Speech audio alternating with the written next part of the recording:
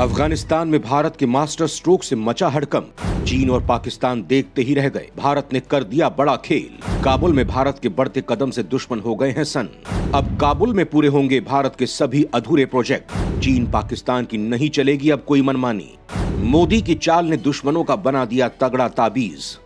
दोस्तों, जिस काबुल से भारत की जड़ें उखाड़ने की पाकिस्तान ने पूरी तैयारी कर ली थी, जिस तालिबान को बढ़ाने में चीन बैकडोर से मदद कर रहा था, भारत की सोड़ ढीली करने की कोशिश कर रहा था, मोदी की एक चाल से इन दोनों के मंसूबे ढेर हो गए हैं। इन्हें समझ में भी नहीं आ रहा है कि आखिर जिस अफगानिस्तान में अपना सिक्का जमाने का ये दावा कर रहे थे, अचानक उसमें सेंध कैसे लग गई, कैसे इनके पांव उखड़ गए। आखिरकार मोदी की कौन सी गुगली ने इनकी गिल्ली उखाड़ दी है, इन्हें हिट विकेट करा दिया है। ये सोचकर इनका दिमाग फटा जा रहा है। लेकिन मोदी ने तो पहले ही कह दिया है कि मैं वो बला हूं जो पत्थर को भी शीशे से तोड़ता हूं। फिर चीन और पाकिस्तान तो ठहरे रास्ते के ढेले, जिनका तेल निकालना मोदी के लिए कोई बड़ी बात नहीं थी। लिहाजा काबुल में उन्होंने मास्टर स्ट्रोक चल दिया। इस स्ट्रोक की गूंज ऐसी थी कि पाकिस्तान और चीन के कान फट गए, क्योंकि तालिबान ने इसकी जमकर सराहना जो कर दी है। फिर क्या था, भारत के दोनों दुश्मन इससे पूरी तरह जल भुन गए। उनकी हालत काटो तो खून नहीं वाली हो गई। भारत के प्रति तालिबान की ऐसी दीवानगी की दोनों ने कभी कल्पना भी नहीं की थी। लिहाजा अब वो तालिबान को समझाने में लगे हैं, अपने जाल में फंसाने में लगे हैं। लेकिन तालिबान भी अब उनके मंसूबे समझ चुका है। वो जान चुका है कि पाकिस्तान जहां उसके जरिए भारत में आतंकवाद को बढ़ावा देना चाहता है, वहां दहशत फैलाना चाहता है, वहीं दूसरी तरफ चीन की निगाह उसकी जमीन में छिपे खजाने पर है, जिसके जरिए वो माला माल होना चाहता है, दुनिया पर राज करना चाहता है। मतलब साफ है कि दोनों उसका शोषण करना चाहते हैं। लेकिन दोनों के बीच में भारत के टांग अड़ाने से अब उनकी चूलें हिल गई हैं। अपने मंसूबे को नाकाम होता देख दोनों का दिमाग चकरा गया है और अब दोनों कोई जुगत लगाने में जुट गए हैं। मतलब साफ है कि मोदी की मार ने दोनों को बेहाल कर दिया है। काबुल में इनकी खाट खड़ी और बोरिया बिस्तर गोल कर दिया है। कुल मिलाकर कहें तो भारत ने काबुल में अपना डंका बजा दिया है। हर भारतीय का सीना 56 इंच कर दिया है, जिसकी चर्चा आज की इस रिपोर्ट में हम करेंगे। तो चलिए शुरू करते हैं। काबुल में चीन और पाक का भारत ने निकाला तेल। भारतीय दूतावास खुलने से पाक चीन की उड़ी नींद।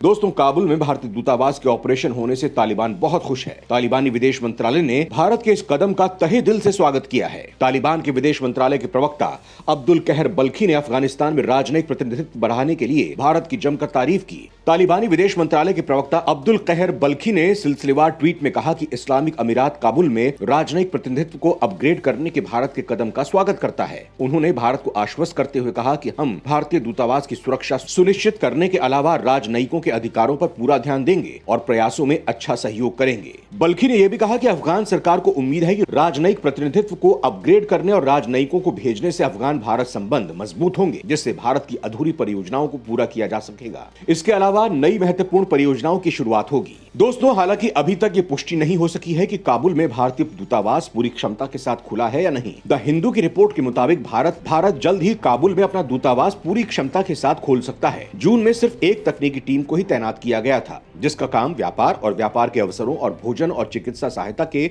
वितरण पर ध्यान देना था।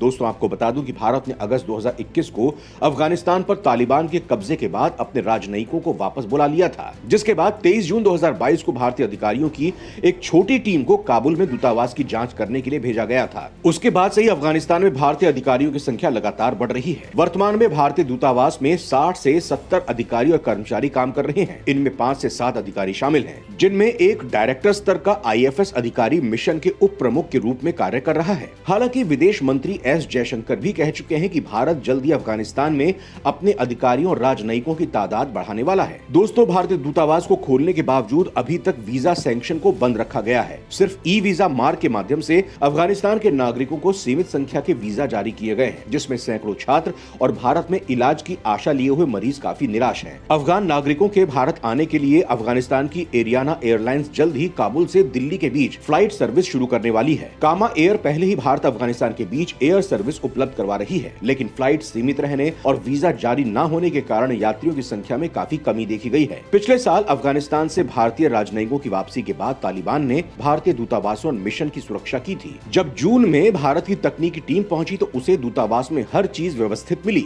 तालिबान ने दूतावास में रखे गोला बारूद, बुलेट प्रूफ जैकेट और निगरानी उपकरणों को हाथ भी नहीं लगाया था। हालांकि सभी स्टोरेज रूम और कंटेनर्स के ताले जरूर टूटे हुए थे। ऐसे में तालिबान लड़ाकों ने दूतावास की जांच जरूर की थी, लेकिन उन्होंने उन्होंने किसी सामान को हाथ नहीं लगाया था।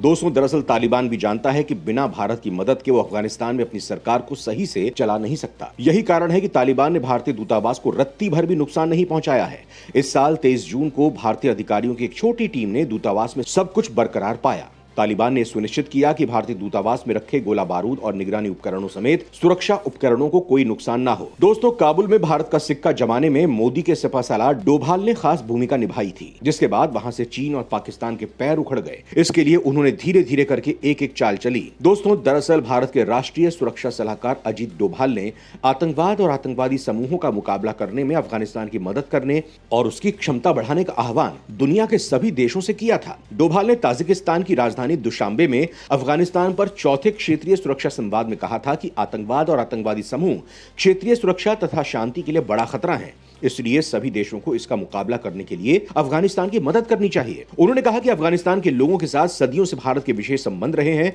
और कैसी भी परिस्थितियां हो, भारत का दृष्टिकोण अफगानिस्तान को लेकर नहीं बदल सकता। भारत आज भी अफगानिस्तान के लोगों के साथ है और कल भी रहेगा। दोस्तों, डोभाल की बात से अफगानिस्तान में रहने वाले लोग भी पूरी तरह इत्तेफाक रखते हैं।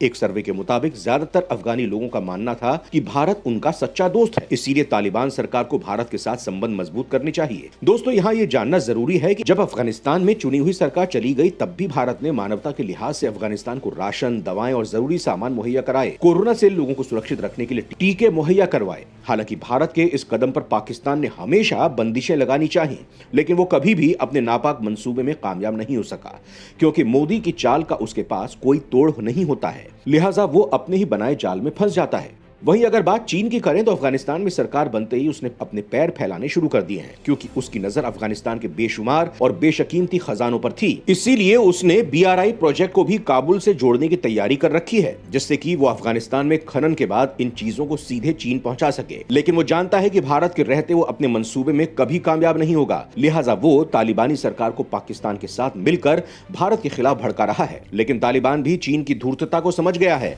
इसीलिए उसने भी दो टूक कह दिया है कि वो भारत के साथ किसी भी हाल में संबंध खराब नहीं करेगा। तालिबान का यह बयान चीन और पाकिस्तान के लिए बवासीर से कम नहीं है। दोस्तों, दरअसल भारत ने अफगानिस्तान को खड़ा करने के लिए काफी निवेश किया है, लेकिन चुनी हुई सरकार चले जाने के बाद उसके सारे प्रोजेक्ट अधर में लटक गए थे। भारत को इस बात की चिंता थी कि चीन और पाकिस्तान उसके प्रोजेक्ट पर कब्जा कर सकते हैं, उसके किए कराए पर पानी फेर सकते हैं, तालिबान के रास्ते भारत में दहशत फैला सकते हैं। लिहाजा भारत ने भी ऐसी कूटनीतिक चाल चली जिसकी कभी हमारे दुश्मनों ने कल्पना भी नहीं की थी, क्योंकि पाकिस्तान और चीन ने कभी नहीं सोचा था कि जिस तालिबान के साथ भारत के किस्से पीड़ादायक हैं, उस तालिबान को खड़ा करने में भारत सपोर्ट करेगा। लेकिन कहते हैं ना, मोदी हैं तो मुमकिन है। लिहाजा मोदी ने यहां भी अपना शातिर दिमाग चलाया और दुश्मनों के सारे मंसूबों को ढेर करते हुए तालिबान के साथ संबंध बढ़ाने पर जोर दे दिया। फिर क्या था, तालिबान तो पहले ही बाहें फैलाए भारत के स्वागत के लिए तैयार खड़ा था। लिहाजा उसने गर्मजोशी से भारत के बढ़ते कदम का स्वागत किया और संबंधों को और मजबूत करने की बात कही, जिसके बाद से पाकिस्तान को पेचिस पड़ने लगी है